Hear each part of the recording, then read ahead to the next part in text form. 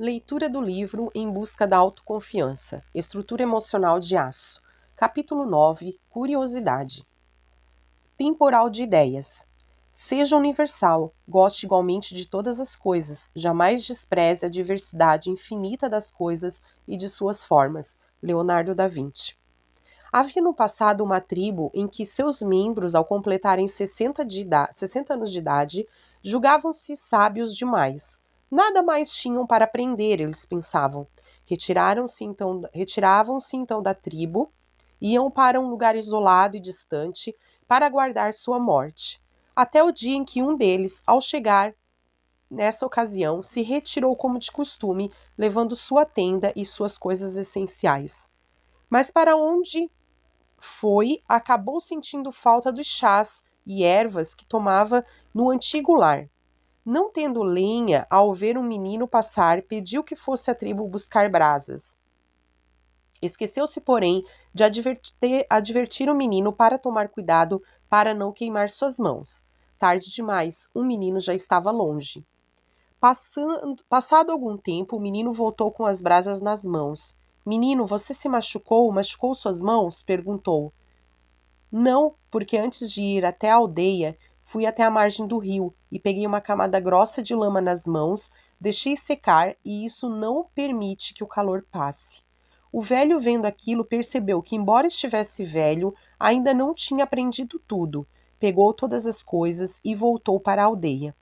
Todas as pessoas podem aprender mais e sempre. A curiosidade é o desejo de saber. A forte curiosidade torna a pessoa ávida de aprender e de descobrir como são as coisas. Desde o momento em que deixamos a parede rósea e macia do útero de nossa mãe, somos impelidos a examinar o mundo em volta de nós. Nossa própria existência é um infindável processo de aprendizado. Se suprirmos a nossa curiosidade ou impedirmos que se desenvolva nosso progresso, será muito vagaroso.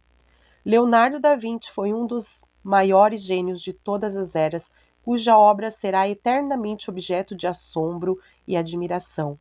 A massa de informações contidas em seus apontamentos e desenhos é suficiente para demonstrar a universalidade de seu saber.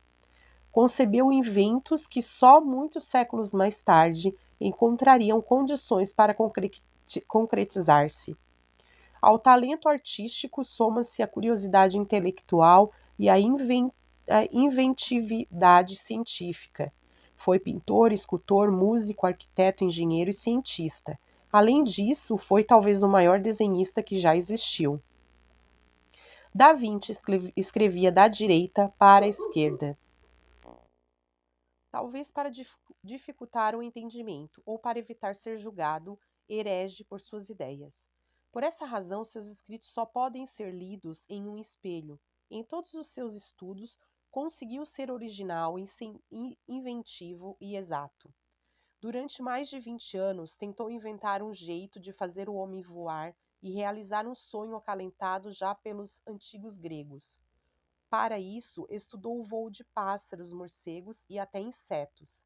Entre seus desenhos encontrava-se inclusive esboços de um aparelho bastante parecido com o helicóptero moderno, bem como esquemas de paraquedas que, juntamente com suas outras anotações, gerou-lhe uma áurea de sedução e mistério. Se graças às suas asas, disse ele, o corpo da águia se mantém no ar, se os grandes veleiros cruzam os mares, por que também não poderá o homem, por meio de asas, dominar o vento e elevar-se no espaço, como um vencedor rumo às alturas? Em que se concentrava o poder de ação de Da Vinci? Para todos os campos ele voltou a sua curiosidade, e em cada um afirmou o seu gênio. Em seus escritos, datando do século XV, constam essas palavras: o conhecimento torna a alma jovem e diminui a amargura da velhice. Colhe, pois, a sabedoria, armazena a suavidade para o amanhã. A felicidade está na atividade. Pouco conhecimento faz com que as criaturas se sintam orgulhosas. Escreveu ele, muito conhecimento que se sintam humildes. É assim que as espigas sem grãos erguem desdenhosamente a cabeça para o céu, enquanto que as cheias as abaixam para a terra. No campo, existe uma espécie de ratinho que, quando sai da toca, sendo indefeso, é facilmente devorado pelas cobras. Mas nos desertos existem outra espécie de ratinho que, por onde anda, leva um grande graveto na boca. Isso serve de proteção contra inimigos como as cobras. As cobras geralmente abocanham os ratinhos na direção dos pelos, iniciando pela cabeça. Quando ela vê o rato do deserto com aquele graveto, ela desiste de atacá-lo. Comparando aquele ratinho conosco, o graveto é semelhante ao nosso conhecimento. O conhecimento nos serve de proteção. Quanto maior for o conhecimento, maior é a proteção. Lembre-se, é claro que inteligente não é aquele que muito sabe, é aquele que aplica o que sabe. A curiosidade oferece estímulos, desafios e emoções. No Egito, as bibliotecas eram chamadas tesouros dos remédios da alma. De fato, nelas cura-se a ignorância, a mais perigosa das enfermidades, e a origem de todas as outras.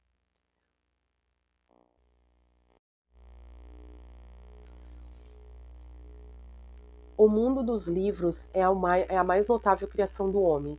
Nenhuma das outras coisas que ele cria consegue durar. Os monumentos tombam, as nações perecem, civilizações envelhecem e morrem. E após uma era de trevas, novas raças constroem outras. Mas no mundo dos livros existem volumes que já viram isso acontecer repetidas vezes e mesmo assim continuam vivendo. Sempre jovens, sempre tão vigorosos quanto no dia em que foram escritos, sempre contando aos corações dos homens sobre os corações de homens mortos há séculos. Barbara Tuchman, historiadora norte-americana, disse: sem livros, o desenvolvimento da civilização teria sido inalcançável. Eles são motores da transformação, as janelas para o mundo, faróis, como diz o poeta. Erguidos no mar do tempo, são companheiros, mestres, mágicos, banqueiros dos tesouros da mente. Os livros são a humanidade, em letra de forma. De papiros a discos ópticos, a própria história da humanidade está armazenada em instantes. A Biblioteca do Congresso de Washington, a maior do mundo, possui 858 quilômetros de prateleiras contendo documentos em cerca de 400 idiomas.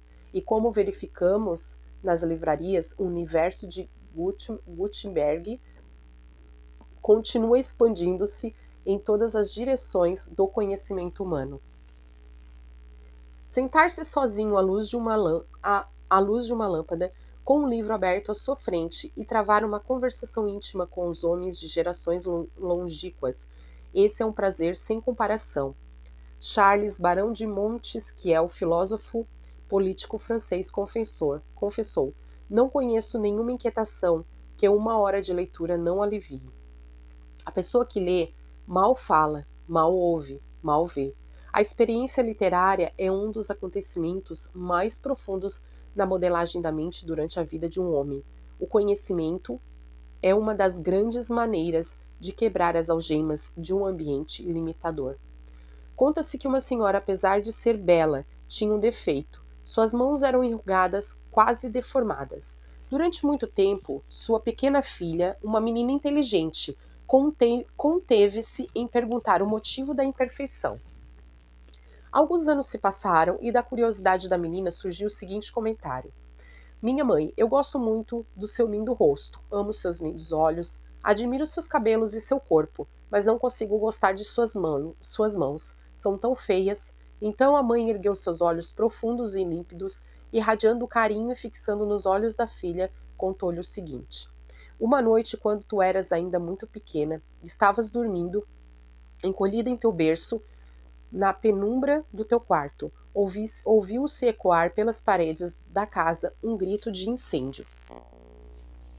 Corri em direção às escadas e subi os degraus precipitadamente. Encontrei teu quarto em chamas. Me atirei em direção ao teu berço e, quando tudo em minha volta ruía, te salvei. Desde então, minhas mãos ficaram assim. A menina ficou em silêncio por alguns instantes. Depois disse: minha mãe, eu ainda gosto muito do seu rosto. Amo seus olhos, admiro seus cabelos e seu corpo. Mas agora gosto das tuas mãos mais do que tudo.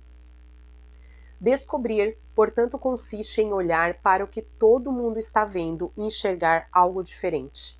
Precisamos cruzar continentes, atravessar fronteiras e galgar montanhas. Pensar é o trabalho mais pesado que há, e talvez seja essa a razão para tão poucos se dedicarem a isso. E Thomas Edison afirmou: não há expediente ao qual um homem não recorra para evitar o trabalho verdadeiro de pensar. 5% das pessoas pensam, ironizou. 10% das pessoas pensam que pensam. Os outros 85% preferem morrer do que pensar. É a mente que enriquece o corpo, porém nunca confunda o conhecimento com sabedoria.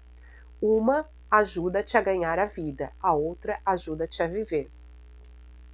Um garoto de grandes olhos azuis era considerado um tolo por seus amigos. Sempre que lhe ofereciam a escolha entre duas moedas, uma maior e uma menor, dizendo que ele podia ficar com uma delas, ele escolhia sempre a menor. Um dia, um senhor generoso, após ter visto o garoto ser enganado algumas vezes, chamou-o e lhe disse que a outra moeda valia mais do que a menor. Que se escolhesse a maior, teria mais dinheiro e não seria considerado tolo pelos seus amigos. O garoto escutou educadamente e disse: sim, eu sei disso. Mas quantas vezes o senhor acha que eles iriam me oferecer as moedas se eu tivesse escolhido a moeda maior na primeira vez? Foi a percepção do garoto que lhe proporcionou uma visão mais ampla e descobrir a possibilidade de repetição da transação. Foi preciso que ele avaliasse com sabedoria a frequência com qual seus amigos iriam querer mexer com ele.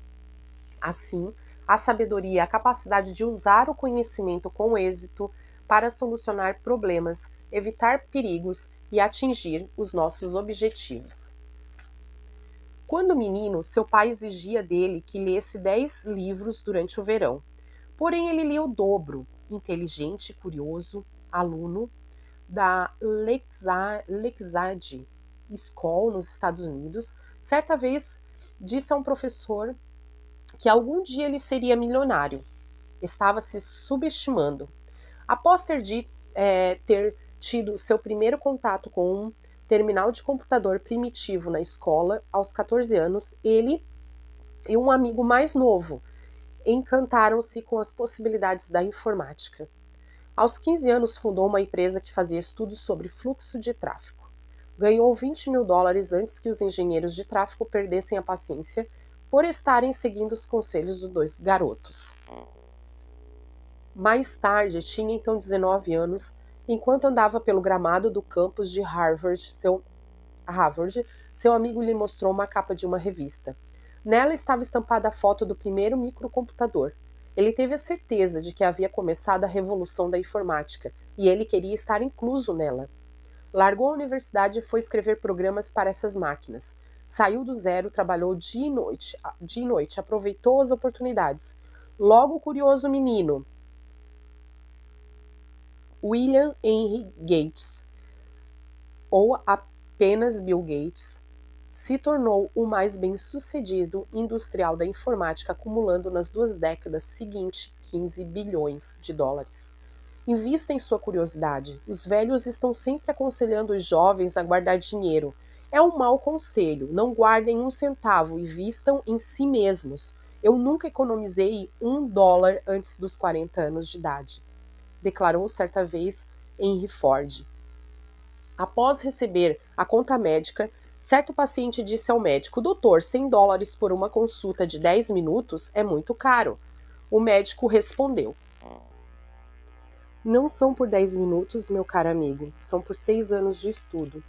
Se colocarmos uma pedra em um microscópio e observarmos cuidadosamente, verificaremos que ela nunca se modifica. Mas se colocarmos um pedaço de coral sobre o mesmo microscópio, perceberemos que ele cresce e se modifica. Conclusão: o coral está vivo, a pedra está morta. Como é distinguirmos entre uma flor viva e uma flor morta? A flor que cresce está viva. A única evidência é o crescimento. Lembre-se do que leu no capítulo 3. Mesmo que esteja na estrada certa, você será atropelado se simplesmente ficar parado. Veja, por exemplo, o que pensa Roberto Goizueta, presidente mundial da Coca-Cola. Como você consegue dormir à noite com tanta essa concorrência?